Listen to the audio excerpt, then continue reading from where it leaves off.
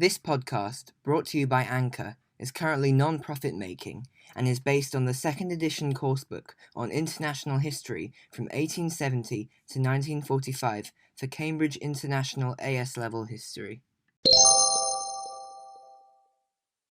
Greetings, welcome back to my podcast. Sorry for the long break. I'm on my Christmas holiday starting from today, so I'll try to get one episode out a week at a minimum. In this episode, I'll be going over the Abyssinian Crisis. During the Abyssinian Crisis, it was already evident that Britain would follow a policy of appeasement over the next few years. A book about the League of Nations, published in 1996, stated, "The British government was desperate to avoid a crisis, either by offering Mussolini territorial compensation elsewhere or by helping to negotiate an arrangement which would give Italy effective control over Abyssinia." This is pretty much what happened over the course of the crisis. Let's begin with the foreign attitudes towards the Abyssinian crisis. Firstly, attitudes towards sanctions imposed on Italy. Laval, who was the French Minister of Foreign Affairs, was deeply worried that sanctions would lead to war with Italy. The British government was worried that they might have to face Italy alone. Hoare, the British Minister of Foreign Affairs, was very concerned by this and wished to avoid war. The determined Laval and Hoare decided on a plan which would give in to Mussolini's wishes. They had met in secret, agreeing to divide Abyssinia in half and give Mussolini the richer half. However, after Mussolini had accepted, their plan was leaked to the British press before it was put to the Abyssinian emperor. This plan outraged people in France and England, which forced Hoare and Laval to resign.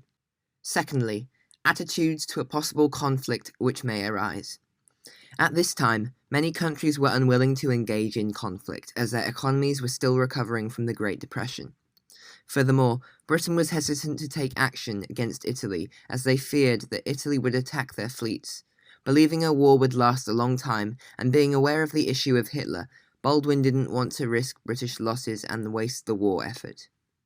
France wished to maintain good relations with Italy, to maintain a united front against Germany, so they did not wish to anger Italy or go against them too harshly. This is understandable as France had suffered two German invasions, the Franco-Prussian War and World War II. Let's go on to think about who was responsible for the League of Nations' failure to take effective action in response to Italy's invasion of Abyssinia. Firstly, some reasons why France was responsible. One reason is that France showed a marked lack of enthusiasm for effective action against Italy, as they were against harsh action towards Italy. They wished to maintain an alliance with Italy and feared that too harsh of an action imposed on Italy could weaken a united front against the German peril. Another reason is that since the League was formed in 1919, France had continued to push national security measures as part of the foreign policy. For example, as part of the treaty, new nations were created as allies for France, such as Poland, and the Rhineland was demilitarized with the aim of making the French more secure. However, when the time came for France to follow their own agreements, they were reluctant to, as they focused too heavily on their empire during the Manchurian Crisis and their alliance with Italy during the Abyssinian Crisis. Evidently, France did not want to support other nations of the League and only wanted to use it as part of their own national security plan to keep them safe. My final reason is that France was reluctant to be involved in the Abyssinian crisis as they did not want to face military casualties or the threat of an attack from Italy as a result of French action towards them. This is because France was concerned about and relied on Italian assistance in the event of a German invasion. Secondly, why was Britain responsible? Firstly, they opposed closing the Suez Canal. Britain owned the canal, so they could have closed it if they wished. However, they feared an attack on the British Navy. Closing the canal would have prevented Italy from supplying their army in Abyssinia. During the Abyssinian crisis, it was already evident that Britain would follow a policy of appeasement.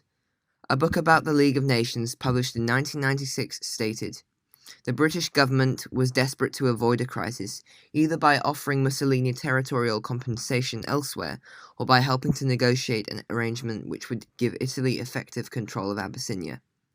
This was demonstrated when Hoare, British Foreign Minister, and Laval, French Foreign Minister, planned to give in to Mussolini's demands. Thirdly, and finally, why were both countries responsible for the League's failure? One reason is that Britain and France were more concerned about their national western borders than their duties and responsibilities as core members of the League. Another reason is that Britain and France were afraid of Italian aggression, and Mussolini believed the League to be weak. Thanks for listening to this episode of my podcast. If you're listening in December, I hope you are able to have a relaxing Christmas. Merry Christmas and a Happy New Year. This is the end of the podcast. Thank you for listening.